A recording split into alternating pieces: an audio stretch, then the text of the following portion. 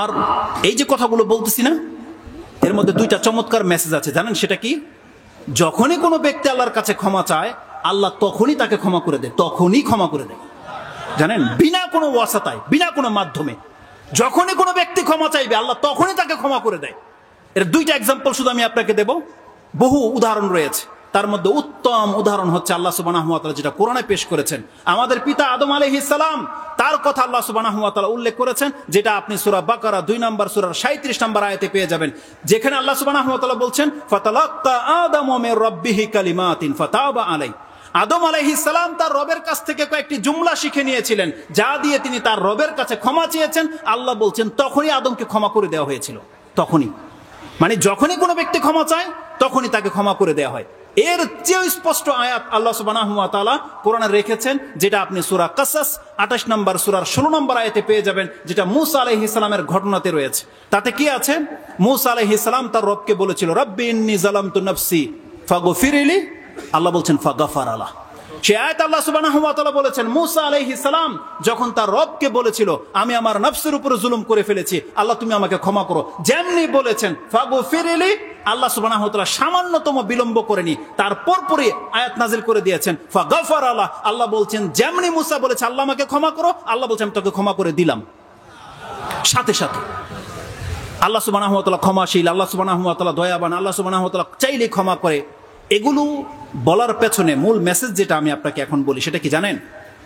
আপনি জানলেন আল্লাহ সুবহানাহু ওয়া তাআলা ক্ষমাশীল, আপনি জানলেন আল্লাহ সুবহানাহু ওয়া তাআলা দয়াবান, কিন্তু এই যে আজকের রেজাল্টটা দেখেন, আজকে সারাদিন আমাদের দ্বারা পাপ হয়েছে। কতজন ব্যক্তি বলতে পারবে যে আমি আল্লাহর কাছে আজকে ক্ষমা চেয়েছি? কতজন ব্যক্তি আছেন? কতজন ব্যক্তি আছেন যাদের 40, 50, 60 বছর পার হয়ে গেছে, কিন্তু আপনি সত্যি সত্যি আল্লাহর কাছে ক্ষমা চেয়েছেন? এমন কতজন ব্যক্তি আছে? এটা হচ্ছে দেখার বিষয়। যদি আপনি আল্লাহ সুবহানাহু ওয়া তাআলার কাছে ক্ষমা না চান, তাহলে এটা শুধু একটা ইলম হয়ে থেকে যাবে, কিন্তু আপনার কোনো ফায়দা আসবে না। আপনি সব সময় শুধু জেনেই গেছেন আল্লাহ সুবহানাহু ওয়া তাআলা ক্ষমাশীল, আল্লাহ সুবহানাহু ওয়া তাআলা দয়াবান, কিন্তু আপনি আল্লাহর কাছ থেকে কোনোদিন চাননি। এটা আপনার জন্য সবচেয়ে বড় একটা বাধা, সবচেয়ে বড় একটা মরিচিকা, ধোঁকা। ইবনে জুদান একজন ব্যক্তি ছিল জাহিলিয়াতের যুগে। আয়েশা রাদিয়াল্লাহু তাআলা আনহা তার সম্পর্কে বলতেছেন, ইয়া রাসূলুল্লাহ, ইবনে জুদান কানা ফিল জাহিলিয়া।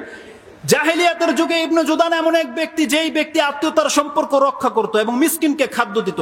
ফাহাল যাকা নাফিউহু, এই ভালো কাজটা কি তার কোনো উপকারে আসবে না? রাসূলুল্লাহ বলছেন লা, এই ভালো কাজ তার কোনো উপকারে আসবে না। কেন? রাসূলুল্লাহ বলছেন, ইন্নাহু লাম ইয়াকুল ইয়াওমান রাব্বি গফিরলি খাতিয়াতি ইয়াউমাদ্দিন। এই ব্যক্তি কোনো একদিন বলেনি আল্লাহর কাছে যে আল্লাহ বিচারের মাঠে তুমি আমাকে ক্ষমা করে দিও। কি বুঝাতে চেয়েছেন রাসূলুল্লাহ সাল্লাল্লাহু আলাইহি সাল্লাম?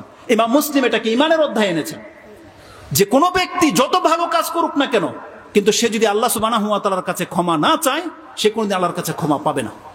ক্ষমা আপনাকে চাইতে হবে, কারণ যতগুলো আয়াত বলেছি, যতগুলো হাদিস বলেছি, প্রত্যেকটা হাদিসের মধ্যে, আয়াতের মধ্যে এই শব্দটা রয়েছে। যেমন চমৎকার একটা আয়াত আপনি নিয়ে নেন, যেটা সূরা তোহা 20 নম্বর সূরার 82 নম্বর আয়াত। আল্লাহ সুবহানাহু ওয়া তাআলা বলছেন, ওয়া ইন্নী লাগাফফারুন লিমান তাবা ওয়া আমানা ওয়া আমিলা সালিহান সুম্মা ইহতাদা।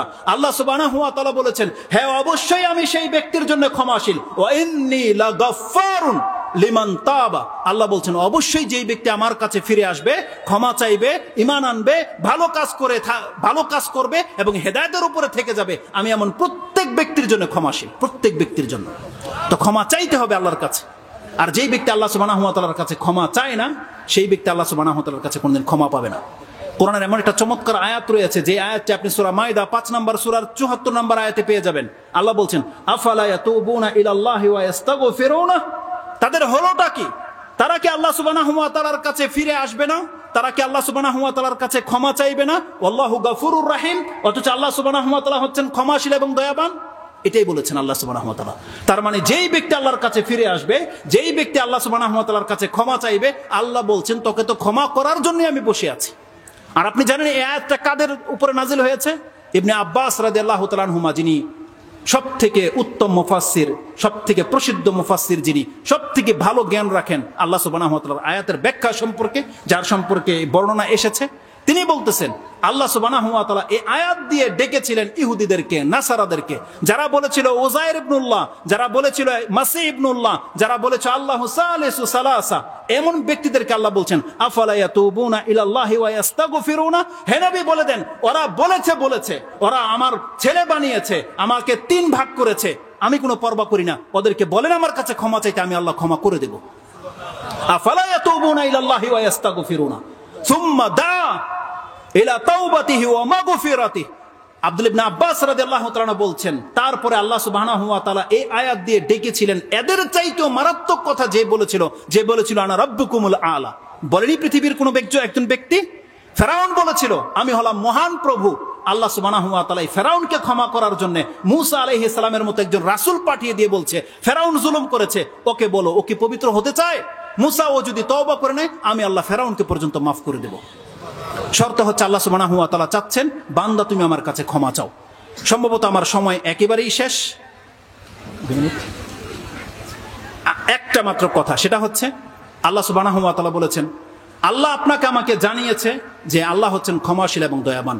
আল্লাহর কাছে ক্ষমা চাইলেই সাথে সাথে আল্লাহ তাকে ক্ষমা করে দেয়। এই জ্ঞান যার কাছে চলে আসলো, জেনে নেন একজন পাপী অত বড় জালেম নয়, যত বড় জালেম ওই ব্যক্তি যে আল্লাহর ক্ষমাশীল দয়াবান হওয়া সত্ত্বেও, এটা জানা সত্ত্বেও আল্লাহর কাছে ক্ষমা চাইল না, এই ব্যক্তি হচ্ছে সবচেয়ে বড় জালেম। কোরআনে আল্লাহ সুবহানাহু ওয়া তাআলা সূরা হুজরাতে 11 নম্বর আয়াতে আল্লাহ সুবহানাহু ওয়া তাআলা বলেছেন ওমান লাম ইয়াতুব ফাউলাইকা হুমুজ জালিমুন। যেই ব্যক্তির আল্লাহর কাছে তওবা করে ফিরে আসে না, মূলত এই ব্যক্তি হচ্ছে জালেম।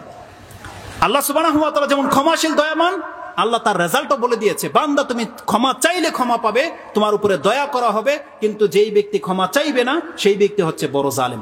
আমার ব্যর্থতা যে আল্লাহ সুবহানাহু ওয়া তাআলার দয়া এবং ক্ষমার মূল বিষয়টা আমি আপনার কাছে তুলে ধরতে পারিনি। তবে সর্বশেষ একটা হাদিস আমি বাংলায় বলে দিয়ে সেটা শেষ করে দেব। আপনি কি জানেন আল্লাহ সুবহানাহু ওয়া তাআলার দয়া এবং ক্ষমাটা কি? আপনি ক্ষমা চাইলেন, আল্লাহ আপনাকে ক্ষমা করে দিল, দয়াটা কি জানেন? সেই হাদিসটি আপনি পেয়ে যাবেন, ইমাম মুসলিম তার কিতাবে কোট করেছেন। ইবনে ওমর রাদিয়াল্লাহু তাআলা আনহুকে কোন এক ব্যক্তি জিজ্ঞাসা করেছে আপনি কি নাজওয়া সম্পর্কে কিছু শুনেছেন রাসূলুল্লাহ সাল্লাল্লাহু আলাইহি ওয়াসাল্লাম থেকে? তিনি বলছেন হ্যাঁ শুনেছি।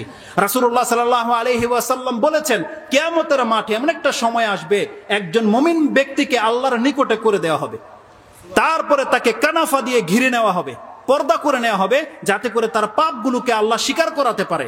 আল্লাহর দয়া দেখেন, একজন বড় পাপীকে আল্লাহ পার্সোনাল ডেকে তাকে চাদর দিয়ে ঘিরে নেবে, সে হোক মহিলা সে হোক পুরুষ, তাকে আল্লাহ পার্সোনাল ডেকে নেবে যাতে তার পাপগুলো কেবল তাকেই দেখানো যেতে পারে, অন্য কোনো ব্যক্তি যেন না জানে যে আমি কত বড় পাপী। এটা আল্লাহর কত বড় দয়া।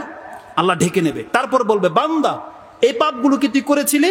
আমরা প্রত্যেকে সে পাপগুলো চিনতে পারবে এবং বলবে আর আরিফ তু রাব্বি আরিফ তু, আল্লাহ আমি জানি এই পাপগুলো আমি করেছি, আমি স্বীকার করতেছি। আল্লাহ সুবহানাহু ওয়া তাআলার পক্ষ থেকে যে মেসেজটা দেওয়া হবে সুবহানাল্লাহ, আল্লাহ যেন আমাদের প্রত্যেককে সেই ব্যক্তিদের অন্তর্ভুক্ত করে দেন। জানেন সেটা কি? আল্লাহ সুবহানাহু ওয়া তাআলা বলবেন সাতারতুহা লাকা ফিদ দুনিয়া, বান্দা এই বড় বড় পাপগুলো তুই করেছিলি, আমি দুনিয়াতে সেগুলোকে গোপন রেখেছিলাম, আর আজকে তোকে আমি ক্ষমা করে দিলাম। সেই পাপগুলো স্বীকার করার পর আল্লাহ বলবে আজকে আমি তোকে ক্ষমা করে দিলাম। এবং সেই পাপগুলোকে আল্লাহ কি করবে? ইউবাদদিলুহুম সাইয়্যাতিহিম হাসানাত। আল্লাহ যে কথা কোরআনে বলেছে সূরা ফুরকানে, ওই দিন ঘটবে এটা।